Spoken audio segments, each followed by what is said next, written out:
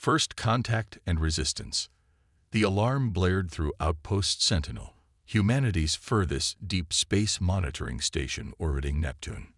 Commander Elena Chen jolted from her light sleep and was on the bridge in under 2 minutes, her dark hair still disheveled. At 42, Chen had spent nearly half her life in space, commanding increasingly distant outposts as humanity expanded its reach into the solar system. "Report," she demanded, sliding into the captain's chair. The bridge crew worked frantically at their stations, the blue light of emergency protocols casting an eerie glow across their faces.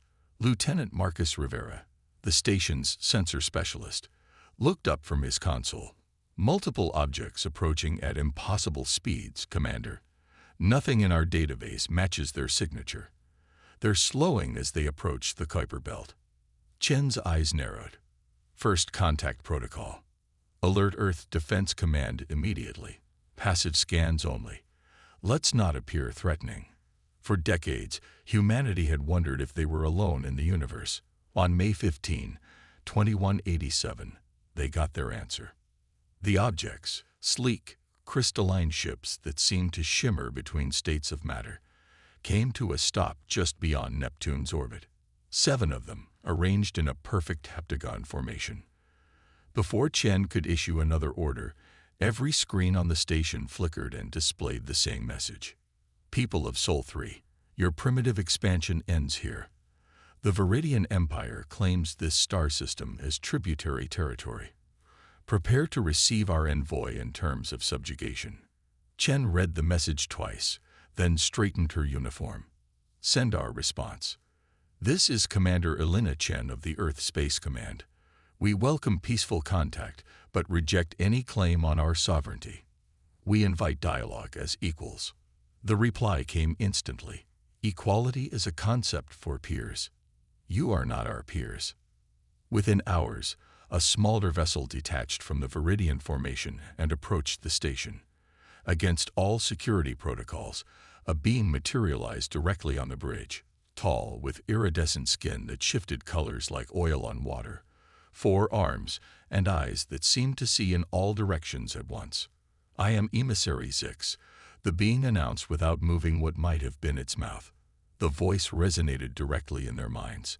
"I bring the terms of the Viridian Empire. Your species will provide resources, territory, and conscripts. In exchange, you receive the privilege of continued existence." Chen stepped forward, ignoring the security team's raised weapons. "Humanity doesn't respond well to threats, Emissary. We have a long history of fighting against those who would subjugate us." The alien made a sound like crystals chiming. Laughter, Chen realized. "Your species has barely mastered rudimentary spaceflight. The Empire has conquered 1,000 worlds more advanced than yours." "Then you haven't encountered humans before," Chen replied evenly. "We suggest you study our history carefully before proceeding."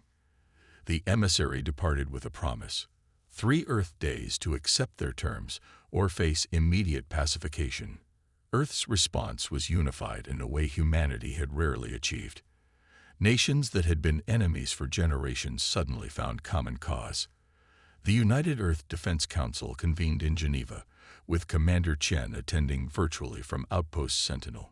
"They have technology centuries beyond ours," admitted General Isaac Montgomery, his weathered face grim on the massive screen. "But they've made a critical error. They gave us time to prepare." Chen finished his thought. "Exactly. And they've underestimated human ingenuity when our backs are against the wall." Within 48 hours, Earth mobilized the largest coordinated effort in human history. Every space-capable vessel was weaponized, from military satellites to mining ships. Dormant defense platforms, relics of the Cold War and space race that had never been decommissioned, were reactivated with modern upgrades. Commander Chen received new orders.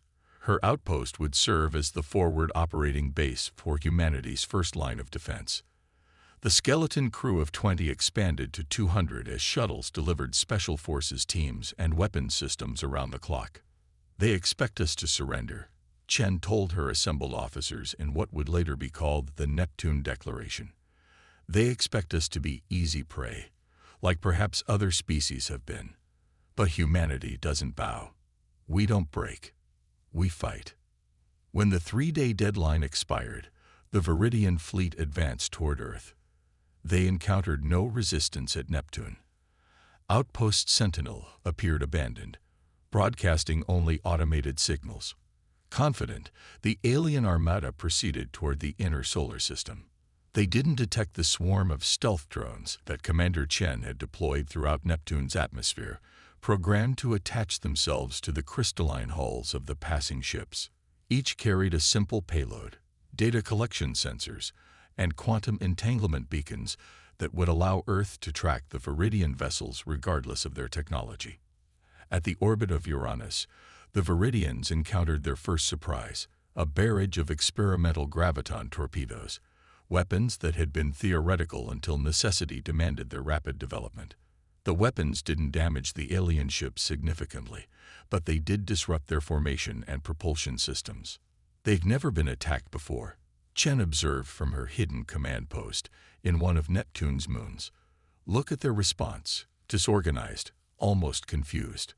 The real trap awaited at Saturn. Humanity had been mining its rings for decades, establishing hidden bases throughout the majestic planetary system. As the Viridian fleet approached, they detected nothing unusual until they passed the orbit of Titan. Here, humanity unveiled its greatest achievement of desperate innovation, the gravity well network.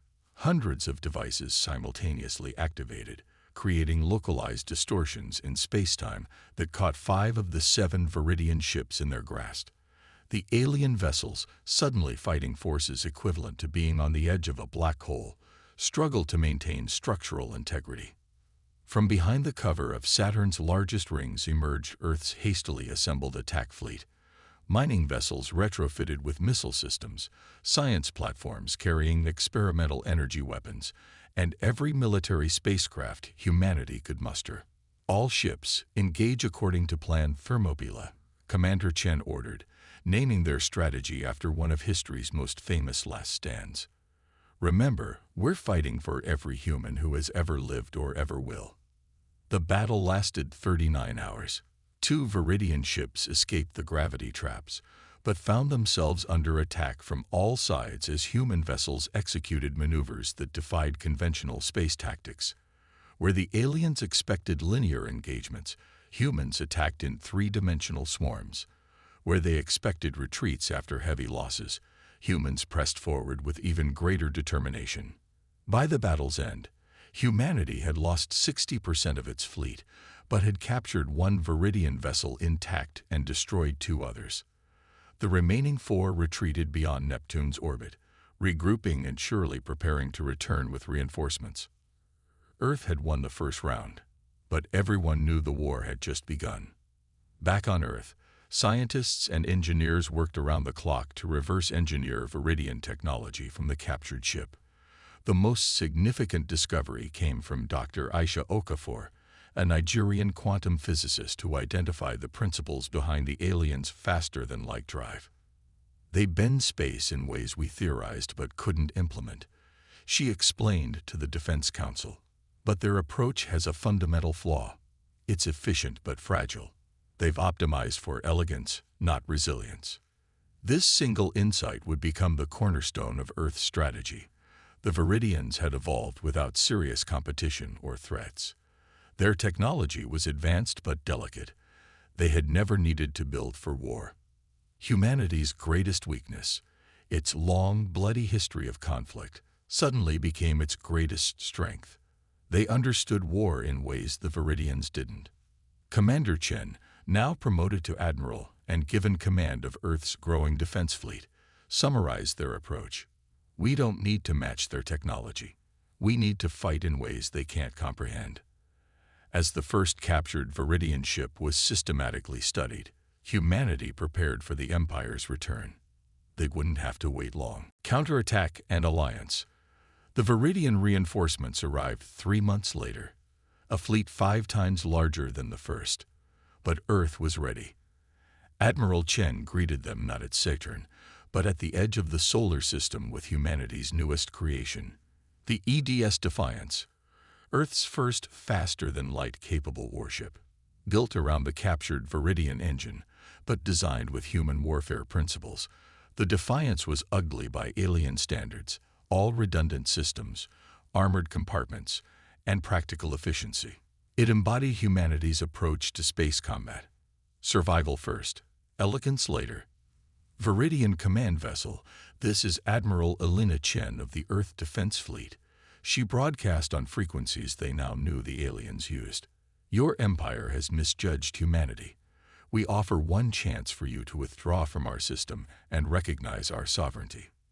The alien response was predictable. Primitive species do not dictate terms to the empire. Your resistance has earned you extinction rather than subjugation. Chen allowed herself a small smile. I was hoping you'd say that. The Defiance executed a maneuver that the Viridians had thought impossible. It jumped into FTL for just 2.3 seconds, reappearing directly behind the alien command ship. Before the Viridians could respond, the human vessel launched what they called thunder packages, crude but effective devices that created localized electromagnetic pulses specifically calibrated to the frequencies Viridian technology operated on. Systems throughout the alien fleet flickered and failed as the EMP wave expanded. The Defiance jumped again, this time releasing its escort of smaller, conventional human ships that had been hiding in its sensor shadow. All vessels, execute Operation Hornet's Nest, Chen commanded. The battle that followed demonstrated humanity's quick learning curve.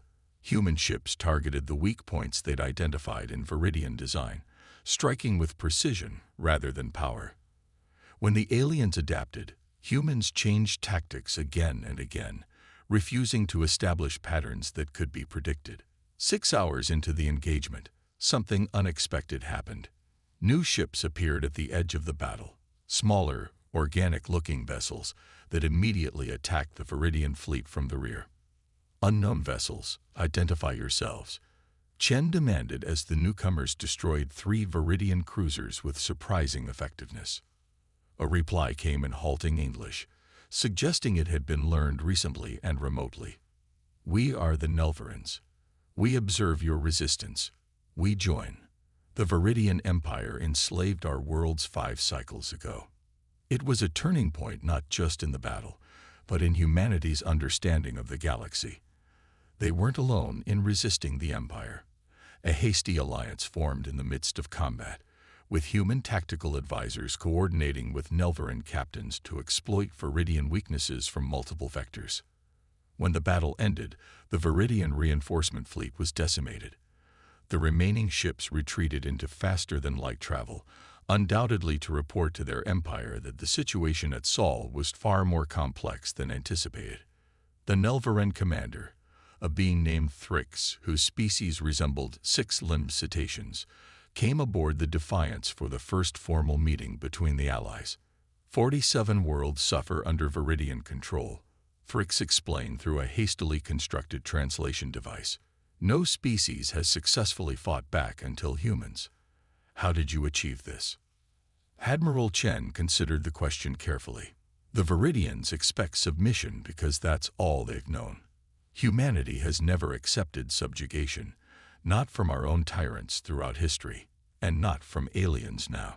This simple truth became the foundation of what would be called the Liberty Compact, an alliance between Earth and initially 3, then 12, then 29 subjugated species who saw in humanity's resistance a spark of hope for their own liberation.